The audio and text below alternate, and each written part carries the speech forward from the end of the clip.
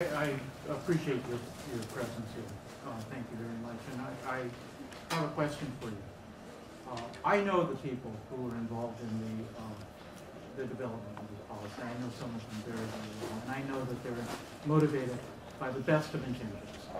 The question that baffled me is why they didn't talk to any community organizations, why they didn't talk to legislators, educational leaders, civil rights organizations, community organizations that represented people of color. I was involved, worked with Dick Atkinson when he challenged the SAT. And he did it in a national forum with 2,000 people there. There were forums on every single campus. It was covered in newspapers and magazines throughout the country. I was a friend of Clark Kerr. When they put together the master plan, there were 3 years of extensive public hearings. UC did this without any meaningful consultation with anyone representing the people in this room. And it baffles me. I don't doubt your good intentions, but I wonder how someone could make the most fundamental change in educational policy in 50 years without consulting with the public.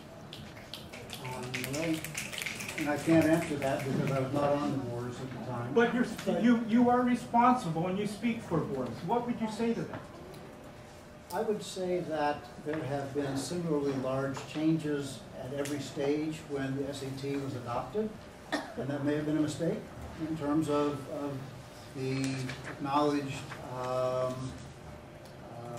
biases that exist within it, in terms of socioeconomics, in terms of race, in terms of gender.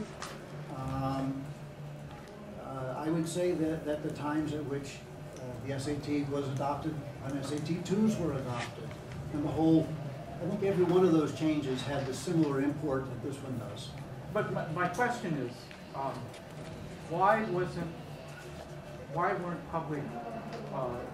the public consulted and given a chance to speak and help in the development of the policy?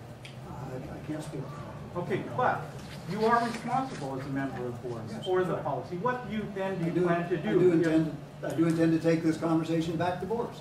And how will you respond to the student leaders here?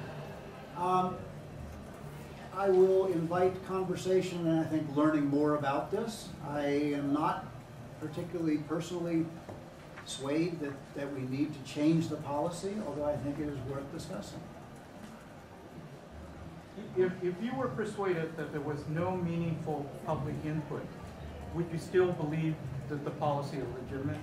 Yes.